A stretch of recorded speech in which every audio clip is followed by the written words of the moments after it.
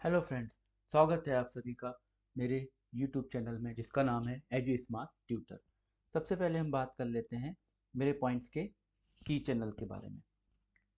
की चैनल में सबसे पहले help everyone by providing education, educate people. When people become educate they get knowledge. Provide education that is knowledgeable. Guided knowledge become skills. Skills में बहुत सारी skills होती हैं, कुछ स्किल्स इनहेरिटेड भी होती हैं और कुछ स्किल हम डेवलप भी कर सकते हैं, जैसे poetry, writing, drawing, etcetera etcetera. Then improve your education in skill regularly with smart tutor.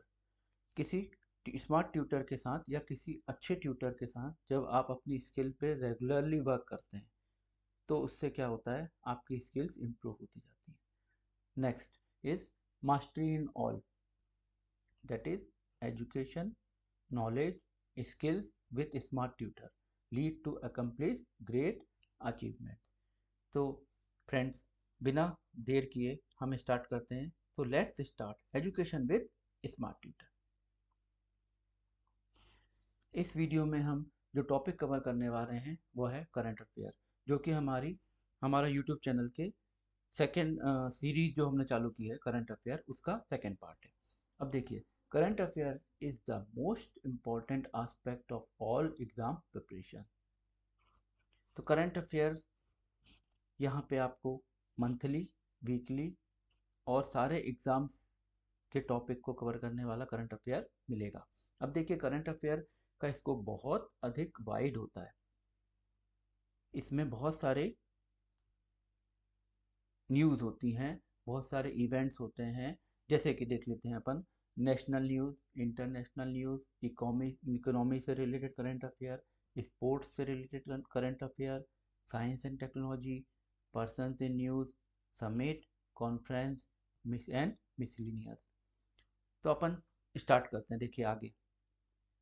अब हम सबसे पहले ये देख लेते हैं कि करंट अफेयर का स्कोप तो हमने देख लिया। अब इसके बाद इसका हम उपयोग कहाँ कहाँ होता है और कौन कौन इसका उपयोग कर सकते हैं। देखिए, for students from class first to class twelfth, current affair और जनरल नॉलेज।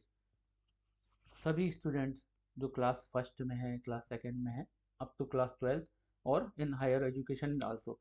अब स्टूडेंट्स के लिए तो ये ज़रूरी इसलिए हो जाता है क्योंकि स्टूडेंट्स को बहुत सारे सब्जेक्ट्स अपनी स्टडी में पढ़ते हैं, जैसे कि मैथ्स है, साइंस है, सोशल स्टडी है और ओलंपियाड की तैयारी भी करते हैं। तो सारी चीज़ों को, सारे सब्जेक्ट्स को मिला के करंट अफेयर बन सकता है। मतलब करंट अफेयर में किसी भी सब्जेक्ट से, किसी किसी भी टॉपिक से क्वेश्चन आ सकते हैं। तो ये सब स्टूडेंट्स के लिए भी ज़रूरी है। Next is for government job aspirants, for solving MCQs, multiple choice question, like in banks, railways, SSC, UPSC, MPPSC और any other competitive exam। मतलब अगर कोई स्टूडेंट है और वो अपनी जॉब के लिए तैयारी कर रहा है तो उसके लिए करंट अफेयर का नॉलेज होना या करंट अफेयर के बारे में जानकारी होना अत्यधिक आवश्यक है। और नेक्स्ट अपन देख लेते हैं, for student preparing for any competitive exams like army school, Navodaya school entrance exam, और as I will discuss earlier, जैसे कि आपका ओलंपियाड्स होते हैं। तो इन सभी एग्ज़ाम्स में करंट अफेयर्स से संबंधित क्वेश्चंस पूछे जाते हैं। करंट अफेयर्स मतलब अभी जो करंट्स में न्यूज़ और इवेंट्स हो रहे हैं उनके बारे में नॉलेज या जानकारी। और जनरल नॉलेज मतलब कि जनरल नॉलेज फिक्स भी हो सकता है, स्टैटिक भी हो सकता है और चेंज भी हो सकता है। ठीक है, तो इसके बारे में अपन आगे डिस्कस करेंगे। नेक्स्ट पॉइंट है हमारा, for professional teachers for enhancing their skills. अगर कोई टीचर है, अगर कोई टीचर है, स्कूल में पढ़ा रहा है, कॉलेज में पढ़ा रहा है या किसी यूनिवर्सिटी में है या किसी भी प्रोफेशन में जुड़े हुए हैं और वो अपने नॉलेज को बढ़ाना चाहते हैं, तो उसके लिए उन्हें करंट अफेयर का नॉलेज होना चाहिए और इसका उन्हें निरंतर अभ्यास करते रहना चाहिए और स्किल अपनी डेवलप करते रहना चाहिए। Next is for everyone for enhancing their knowledge required in sustainable life activity. Current affair में हमें बहुत सारी नित्य नई चीज़ें, नवीन चीज़ें की जानकारी मिलती रहती है, तो इससे क्या होता है, हमारा नॉलेज इम्प्रूव होता है। नेक्स्ट, अब देखिए, अब स्टार्ट करते हैं। करंट अफेयर से रिलेटेड एक क्वेश्चन है, जैसे कि नवंबर 2024 में भारत ने निम्नलिखित में से किस देश के साथ एक ज्ञापन पर हस्ताक्षर किए यूनिकॉर्न मस्तूल के सह विकास के लिए कार्यान्वयन MOI नौसेना के युद्धपोतों के लिए गोपनीय बढ़ाने वाली एक कोनिकल संरचना के लिए। अब देखिए, आपके सामने ऑप्शन है: A South Korea, B China, C France और डी जापान।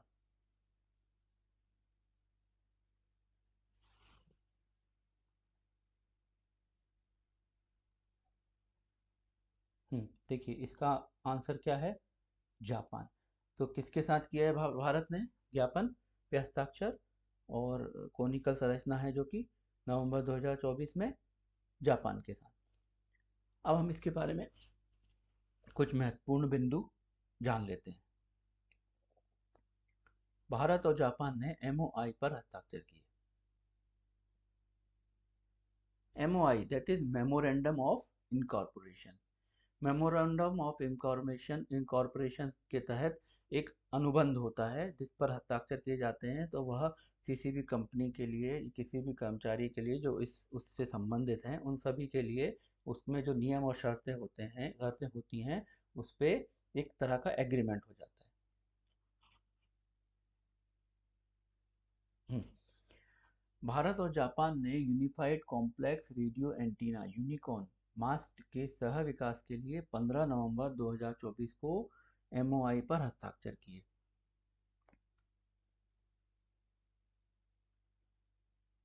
अब देख लेते हैं कि यह तक किस किस लिए हस्ताक्षर किए। देखिए, यह नवीन तकनीक भारतीय नौसेना के जहाज़ों पर फिटमेंट के लिए है, जहां जापान उन्नत डिज़ाइन विशेषज्ञता प्रदान करेगा। डिज़ाइन जो यूज़ करेंगे वो जापान की टेक्नोलॉजी का हम उपयोग करेंगे। वहीं भारत एकीकरण और सह उत्पादन पर ध्यान केंद्रित करेगा। यह समझौता भारत और जापान के बीच रक्षा संबंधों की गहराई का प्रतीक है। चलिए, अब नेक्स्ट क्वेश्चन देख लेते हैं।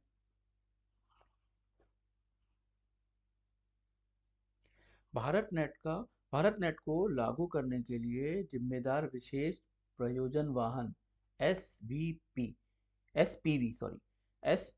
That is special purpose vehicle का नाम क्या है? स्पेशल पर्पस व्हीकल का नाम क्या है, जो कि दुनिया की सबसे बड़ी ग्रामीण दूरसंचार परियोजनाओं पहलों में से एक है?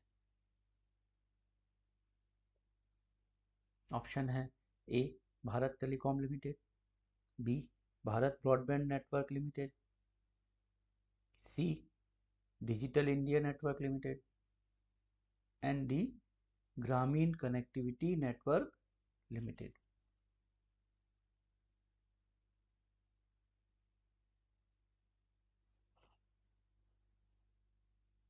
इसका आंसर है Bharat broadband network limited. Bharat broadband network limited Bharat net को लागू करने के लिए जिम्मेदार एसपीवी व्हीकल का नाम है। अब इससे रिलेटेड देखिए, जो जो महत्वपूर्ण तथ्य हैं वो देख लेते हैं। भारत ब्रॉडबैंड नेटवर्क लिमिटेड से जुड़ी कुछ खास बातें।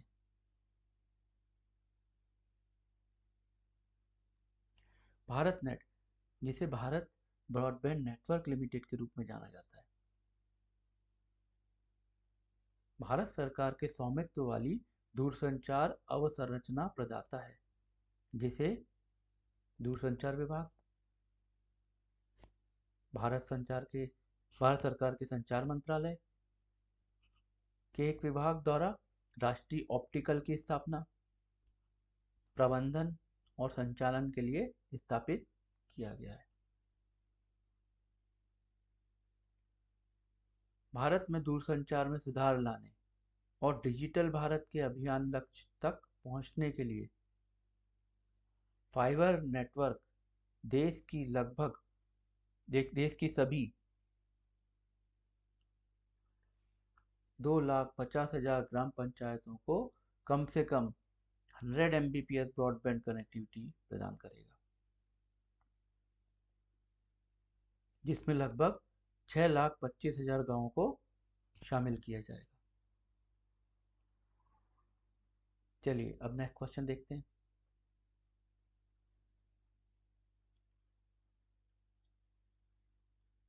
हाल ही में किस देश ने भारत के संयुक्त राष्ट्र सुरक्षा परिषद में स्थायी सदस्यता के लिए आवेदन का समर्थन किया?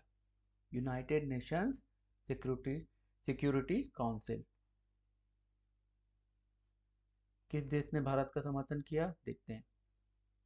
देखिए, पहला ऑप्शन है A Nepal, second option is B Sri Lanka, third option is C Bhutan और fourth option is D Myanmar. तो किस देश ने भारत का समर्थन किया? भूटान ने। तो भूटान देश ने संयुक्त राष्ट्र सुरक्षा परिषद में स्थायी सदस्यता के लिए भारत का समर्थन किया। अब इसके बारे में कुछ महत्वपूर्ण तथ्य देख लेते हैं। संयुक्त राष्ट्र सुरक्षा परिषद में स्थायी सदस्यता के लिए आवेदन के समर्थन से जुड़ी कुछ खास बातें देखिए क्या है। संयुक्त राष्ट्र महासभा के 79वें सत्र के दौरान भूटान के प्रधानमंत्री त्रोसरिंग तोब्गे ने भारत के लिए एक यूएन सिक्योरिटी काउंसिल संयुक्त राष्ट्र सुरक्षा परिषद में स्थायी सीट के लिए आवेदन का मजबूत समर्थन किया है। उन्होंने ग्लोबल साउथ में भारत की महत्वपूर्ण आर्थिक वृद्धि और नेतृत्व को इस स्थिति के लिए योग्य बताया। देखिए, भूटान जो कि हाल ही में LDC लीस्ट डेवलप्ड कंट्री श्रेणी से बाहर आ गया है, ने वर्तमान वैश्विक वास्तविकताओं को दर्शाने के लिए एक से अधिक प्रतिनिधि और प्रभावी सुरक्षा परिषद की आवश्यकता पर जोर दिया है।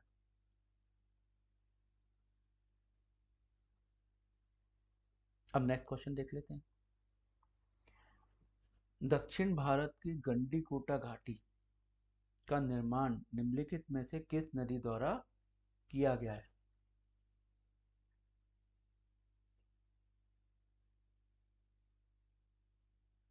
ऑप्शन है ए कावेरी, बी मंजीरा, सी पेन्नार और डी तुंगभद्रा।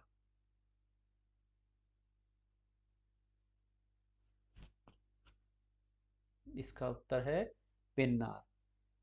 तो इससे रिलेटेड दक्षिण भारत की गंडीकोटा घाटी से जुड़ी कुछ खास बातें देख लेते हैं। गंडीकोटा घाटी, जिसे भारत की भव्य घाटी भी कहा जाता है, ये कहाँ स्थित है? आंध्र प्रदेश में स्थित है। गंडीकोटा आंध्र प्रदेश के कडप्पा जिले में स्थित है। इसे the hidden grand canyon of India, the hidden grand canyon of India के नाम से भी जाना जाता है। यह जलामदग्गू के पास पेन्नार नदी के दाहिने किनारे पर एक गांव है, वहां पे है। ठीक है, अब नेक्स्ट देख लेते हैं इससे संबंधित महत्वपूर्ण तथ्य। इस प्राकृतिक संरचना की तुलना अक्सर अमेरिका के एरिजोना के ग्रैंड कैनियन से की जाती है। हालांकि दोनों की तुलना करना उचित नहीं होगा, लेकिन गंडीकोटा का भी अपना एक अलग इतिहास है और इसकी अपनी विशेषताएं हैं जो इसे लोकप्रिय बनाती है। अब देखिए, इससे रिलेटेड एक महत्वपूर्ण तथ्य और है। समय के साथ पेन्नार नदी से एर्रामाला पहाड़ियों की गुलाबी ग्रेनाइट चट्टान को काटकर गंडीकोटा घाटी का निर्माण किया गया। तो इसका निर्माण कहाँ किया गया, किस नदी पर किया गया? पेन्नार नदी पर। चलिए अब नेक्स्ट क्वेश्चन देख लेते हैं। इकोनॉमी जीपीएस इंडेक्स किस समूह द्वारा प्रकाशित किया जाता है?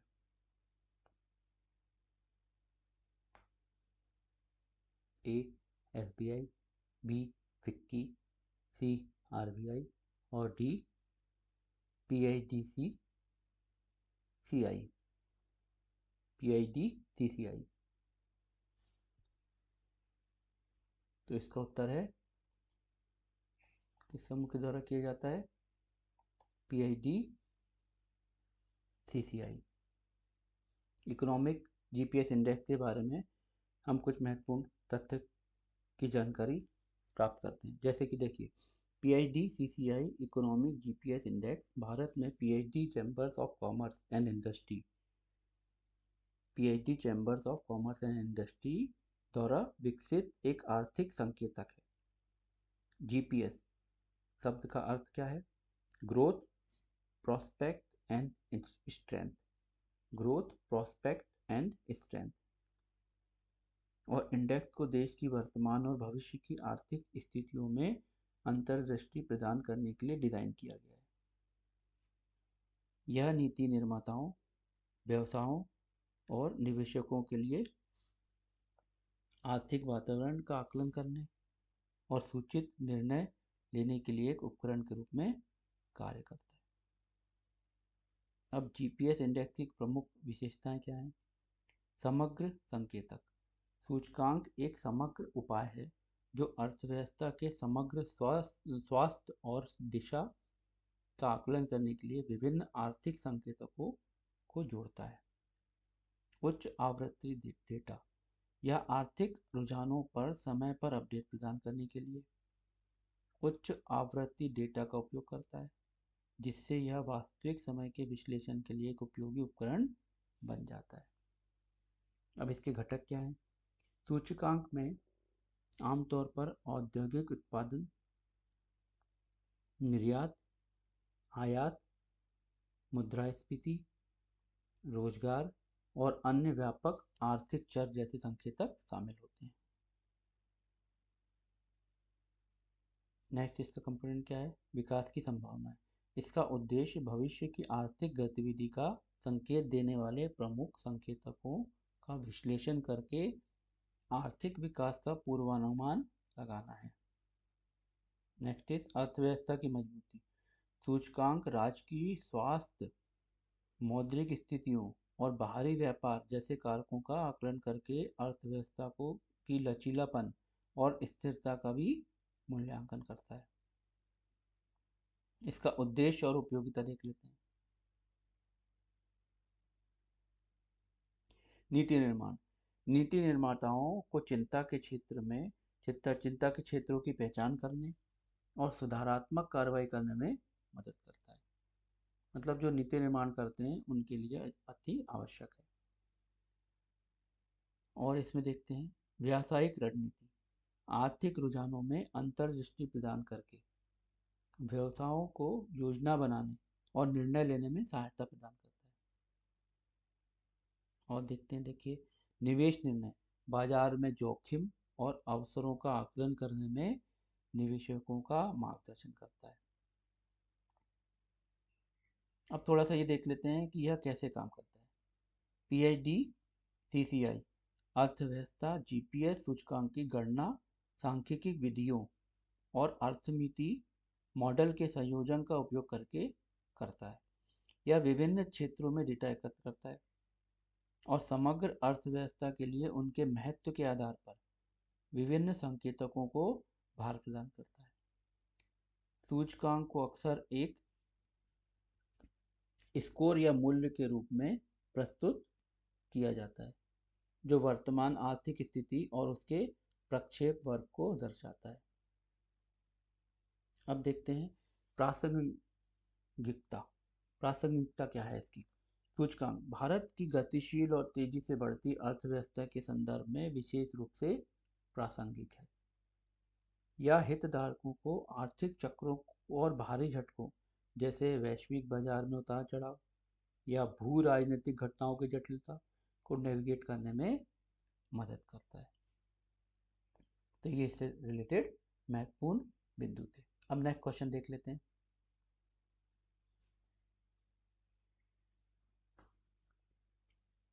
NABFID, national bank for financing infrastructure and development. National bank for financing infrastructure and development के अध्यक्ष कौन है? आपके सामने है option A Urjit Patel, B Viral Acharya, सी उषा थोराट और डी केवी कामत।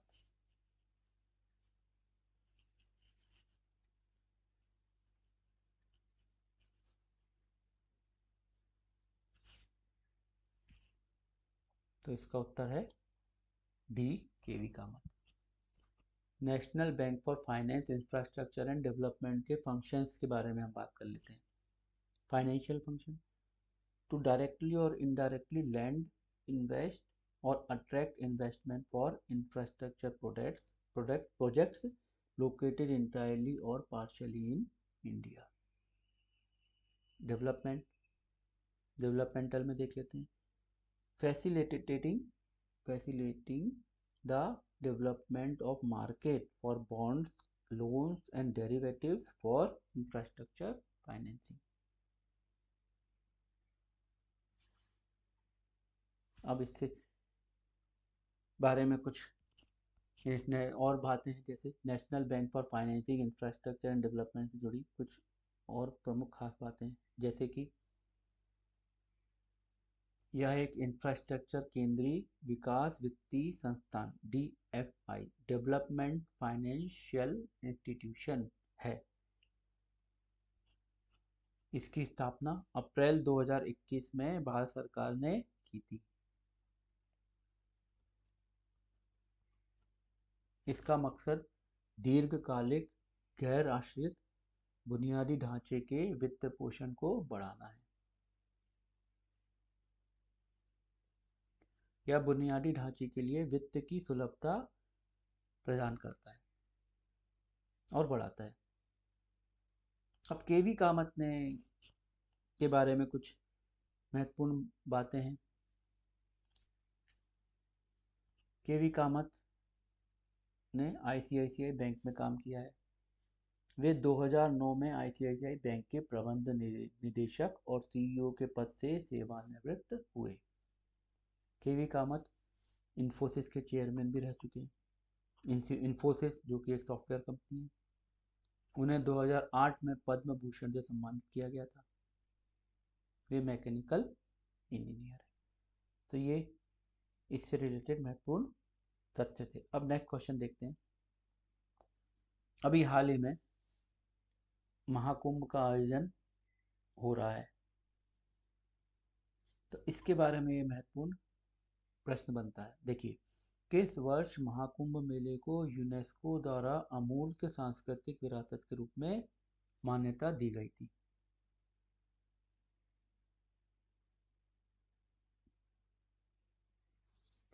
ऑप्शन है ए 2024, बी 2017, सी 2025 और डी 2026।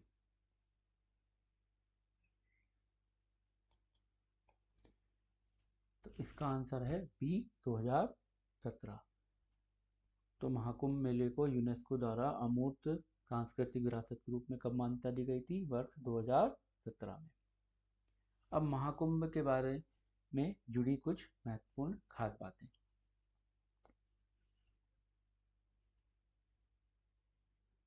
महाकुंभ के बारे में देखिए, कुंभ मेला दुनिया का सबसे बड़ा शांतिपूर्ण समागम है, जिसमें लाखों तीर्थ यात्री पवित्र नदियों में स्नान के लिए आते हैं। देश विदेश से लोग आते हैं। यह 12 वर्षों के दौरान 4 बार, मतलब हर 3 साल में 4 अलग अलग स्थानों पर, हर 3 साल में 4 अलग अलग स्थानों पर आयोजित होता है।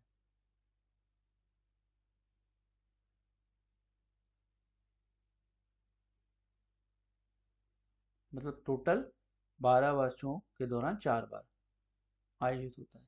कुंभ मेले की भौगोलिक स्थिति भारत में 4 स्थानों पर फैली हुई है और मेला स्थल 4 पवित्र नदियों पर स्थित 4 तीर्थ स्थलों में से एक के बीच में घूमता रहता है, जैसा कि नीचे सूचीबद्ध है।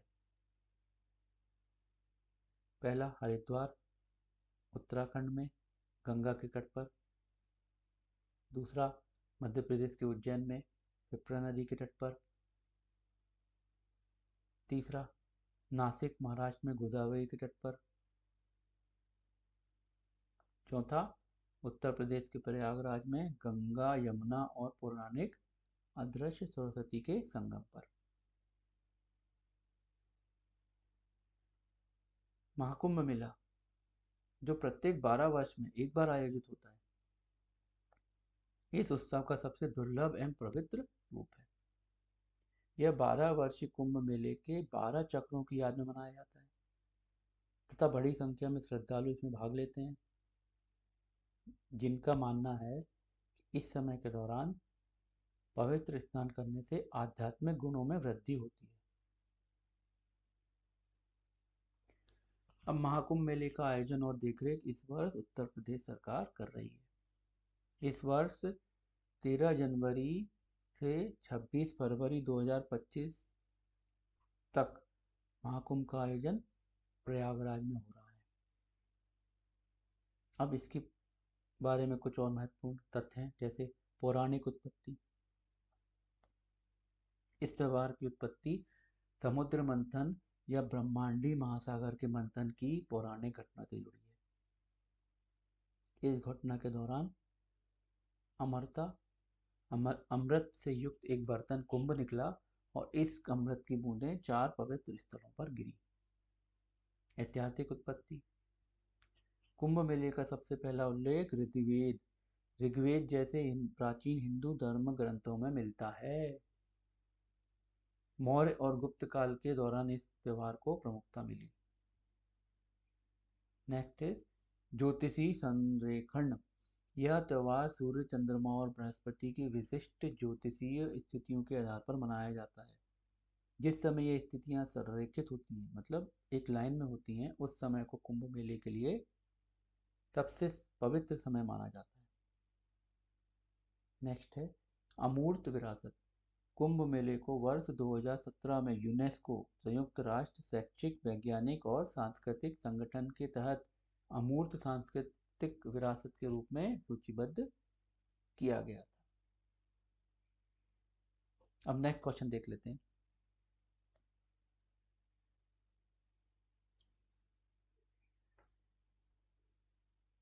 The world came together and funded the Strategic Preparedness and Response Plan (SPRP). Now is the time for solidarity. हाल ही में किस संगठन ने global strategic preparedness, readiness and response plan SPRP launch किया है? Option is A world bank, B संयुक्त राष्ट्र पर्यावरण कार्यक्रम,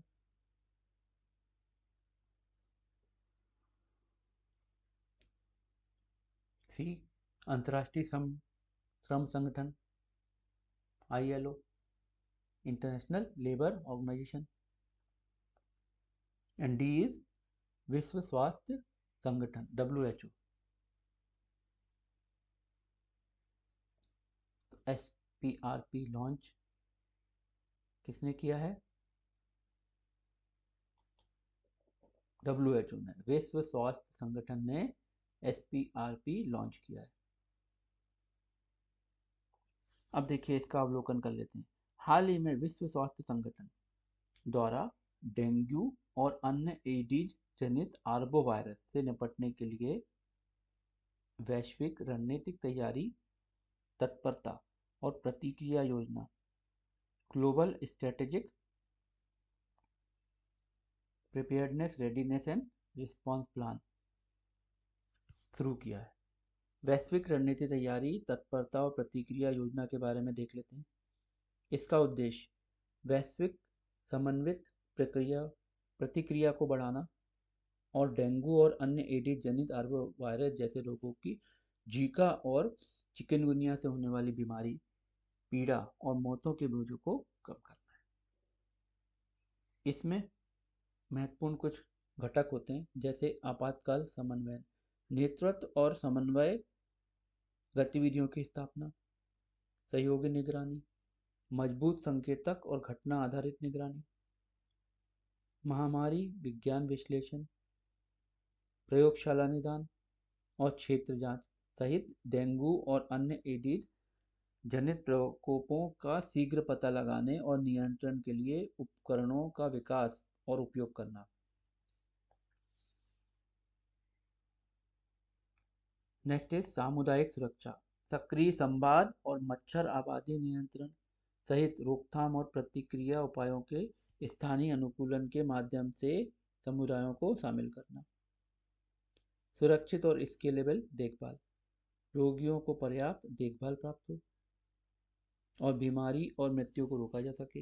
यह सुनिश्चित करने के लिए प्रभावी नैदानिक प्रबंधन और लचीली स्वास्थ्य सेवाओं सुनिश्चित करना और प्रतिकार उपायों तक पहुंच, इन बीमारियों के खिलाफ बेहतर उपचार और प्रभावी टीकों के लिए अनुसंधान और नवाचार को बढ़ावा देना। अब इसमें देखिए, रणनीतिक योजना सितंबर 2025 तक एक वर्ष में लागू की जाएगी। यह वैश्विक वेक्टर नियंत्रण प्रतिक्रिया 2017 से 2030 के साथ संरेखित है, जो दुनिया भर में वेक्टर नियंत्रण को मजबूत करने के लिए एक वैश्विक रणनीति है और 2022 में शुरू की गई एक वैश्विक आर्बोवायरस पहल है, जो महामारी की क्षमता वाले मच्छर जनित आर्बोवायरस से निपटने पर केंद्रित है। अब ये तो हम पॉइंट डिस्कस कर चुके हैं। ओके, देखिए, SPRP एक वर्ष से अधिक समय तक चलेगा, है ना। यह 5 प्रमुख घटकों पर केंद्रित है: आपातकालीन समन्वय, सहयोगी निगरानी, समुदाय सुरक्षा, सुरक्षित और विस्तार योग्य देखभाल और प्रतिवारों तक पहुंच। अब नेक्स्ट क्वेश्चन देख लेते हैं। सिलिकोसिस, जो हाल ही में समाचारों में चर्चा में रहा है, यह रोग मुख्य रूप से किस पदार्थ के लंबे समय तक संपर्क में रहने के कारण होता है?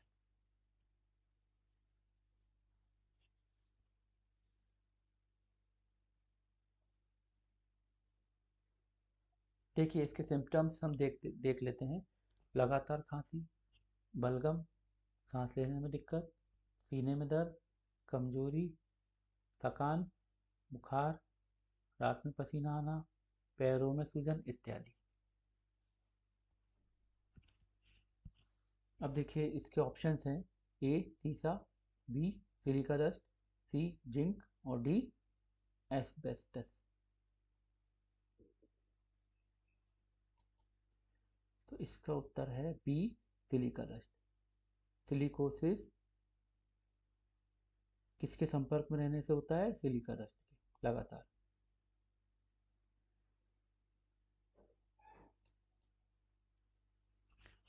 इससे रिलेटेड कुछ इंपॉर्टेंट बिंदु के बारे में जानकारी प्राप्त करते हैं। सिलिकोसिस एक लाइलाज व्यावसायिक रोग है जो सिलिका डस्ट के साथ में जाने के कारण होता है, जो अक्सर खनन क्षेत्रों में पाया जाता है, मतलब जहाँ माइनिंग होती है। यह धूल फेफड़ों को कठोर बना देती है, जिससे गंभीर श्वसन समस्याएं उत्पन्न होती हैं। पन्ना जिले जैसे क्षेत्रों में कई खनिकों को इस तरह के लक्षणों को के कारण गलत तरीके से टीबी भी हो गया है। यह रोग जब चर्चा में आया तब स्वास्थ्य कार्यकर्ताओं ने प्रभावित लोगों के लिए बेहतर पहचान और मुआवजे की वकालत की, सही निदान की आवश्यकता और सिलिका समृद्ध खानों में काम करने के खतरों पर जोर दिया। अब नेक्स्ट क्वेश्चन देख लेते हैं।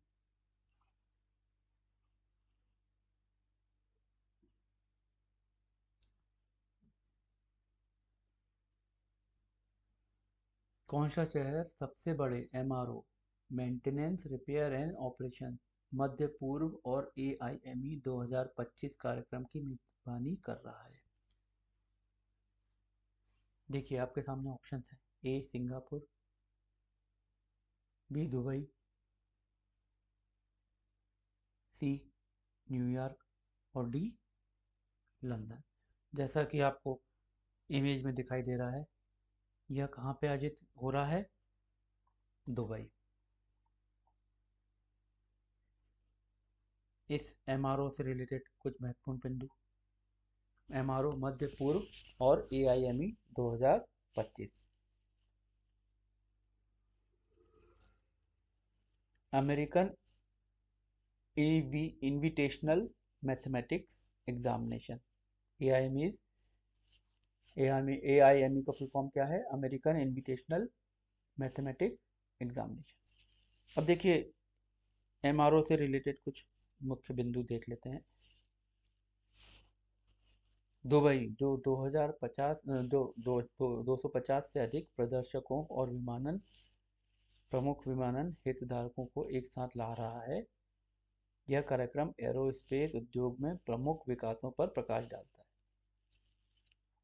जिसमें जीई एरोस्पेस का $10 मिलियन का निवेश और एयरबस का 2043 तक $32 मिलियन की वैश्विक सेवा मांग का अनुमान शामिल है।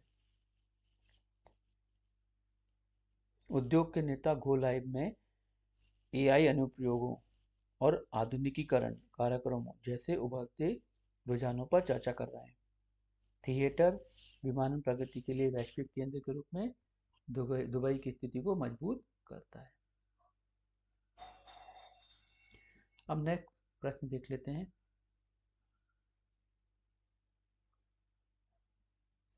ICAI institute of chartered accountants of India, ICAI की 26वीं परिषद ने आज 2025-26 की अवधि के लिए अपना नया अध्यक्ष और उपाध्यक्ष जिसे चुना। यह एक महत्वपूर्ण प्रश्न है। देखिए ICAI ने 2025 और 26 के लिए नए अध्यक्ष और उपाध्यक्ष की नियुक्ति की। भारतीय चार्टर्ड अकाउंटेंट संस्थान ने सीए चरणजोत सिंह नंदा और 73वां अध्यक्ष और सीए प्रसन्न कुमार डी को उपाध्यक्ष नियुक्त करने की घोषणा की। अब इनके बारे में कुछ महत्वपूर्ण बिंदु जान लेते हैं।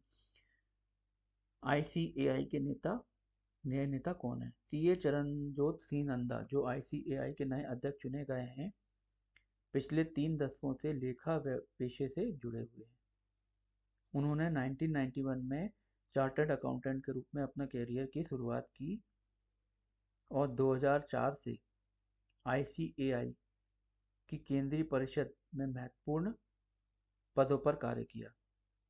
उन्होंने आंतरिक ऑडिट मानक board, internal audit standard board और कमिटी ऑन मैनेजमेंट अकाउंटिंग सहित कई महत्वपूर्ण ICAI समितियों की अध्यक्षता की। उनकी शैक्षणिक पृष्ठभूमि में कुरुक्षेत्र विश्वविद्यालय के MLN कॉलेज से बीकॉम शामिल है, जहां वे लगातार मेरिट सूची में रहे। अब सीए प्रसन्न कुमार डी, जो नए उपाध्यक्ष चुने गए हैं, लेखा और व्यवसायिक शिक्षा के क्षेत्र में व्यापक अनुभव रखते हैं। उन्होंने चेन्नई के लोयोला कॉलेज से प्राणीशास्त्र में स्नातक और श्री वेंकटेश्वर विश्वविद्यालय तिरुपति से समाजशास्त्र में MA किया है। उन्होंने 1984 में चार्टर्ड अकाउंटेंट के रूप में पूरी की चार्टर्ड अकाउंटेंट और 3 दशकों से अधिक समय तक ICAI के सक्रिय सदस्य रहे। वे लगातार 3 कार्यकालों तक केंद्रीय परिषद के सदस्य रहे और संस्थान की नीतियों और मानकों को विकसित करने में महत्वपूर्ण भूमिका निभाते रहे। अब देखिए ICAI के नेतृत्व परिवर्तन का क्या प्रभाव होगा। यह बदलाव सीए रंजीत कुमार अग्रवाल से नेतृत्व की बागडोर ग्रहण करने का तरीका है और प्रतीक है, जिन्होंने 2024-25 में 72वें अध्यक्ष के रूप में सेवा दी। उनके कार्यकाल में आईसीएआई ने भारत के आर्थिक ढांचे में चार्टर्ड अकाउंटेंट्स की भूमिका को मजबूत करने की दिशा में काम किया। सीए नंदा, जो अग्रवाल के कार्यकाल में उपाध्यक्ष थे, अब इन पहलों को आगे बढ़ाने की जिम्मेदारी संभालेंगे। इस नए नेतृत्व के तहत आईसीएआई का मुख्य ध्यान वैश्विक स्तर पर अपनी उपस्थिति को मजबूत करने, व्यावसायिक शिक्षा को उन्नत करने और नियमित और नियामक ढांचे को सुदृढ़ करने पर रहेगा। यह संस्था, जो विश्व के सबसे बड़े लेखा संगठनों में से एक है, 4 लाख से अधिक सदस्यों और 8.5 लाख से अधिक लोगों 8.5 लाख से अधिक छात्रों के नेटवर्क को प्रबंधन प्रदान करती है। इसके अंतर्गत 5 क्षेत्रीय परिषदें, भारत में 175 शाखाएं और 47 देशों में 50 ओवरसीज चैप्टर शामिल हैं। अब आईसीएआई की भारत के वित्त क्षेत्र में भूमिका क्या है, यह और देख लेते हैं। 1949 में चार्टर्ड अकाउंट अधिनियम एक्ट 1949 के तहत स्थापित आईसीएआई कॉरपोरेट कार्य मंत्रालय, मिनिस्ट्री ऑफ कॉरपोरेट अफेयर्स के अधीन कार्य करता है। यह भारत में वित्तीय पारदर्शिता बनाए रखने, पेशेवर नैतिकता सुनिश्चित करने और चार्टर्ड अकाउंटेंसी पेशे को विनियमित रूप से महत्वपूर्ण भूमिका निभाता है लागू करने में महत्वपूर्ण भूमिका निभाता है। नए नेतृत्व के साथ आईसीएआई अपने मुख्य लक्ष्यों पर ध्यान केंद्रित करता रहेगा। सुशासन को बेहतर बनाना, वित्तीय रिपोर्टिंग में पारदर्शिता को बढ़ाना, मजबूत पेशेवर समुदाय के माध्यम से आर्थिक विकास का समर्थन करना। वित्त क्षेत्र में भारत एक महत्वपूर्ण भूमिका निभाता रहे, यही इस संस्थान का मुख्य उद्देश्य है। तो अब देखिए, ये सारे पॉइंट्स हम डिस्कस कर चुके हैं।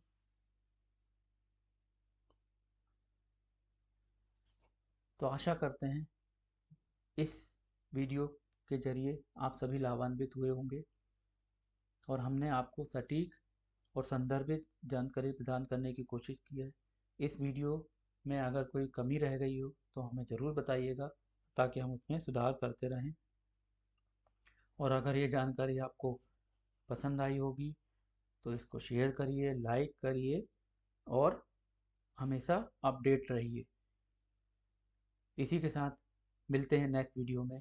तब तक के लिए अपना ध्यान रखिए और लगातार अपना ज्ञान बढ़ाते रहिए। Thank you.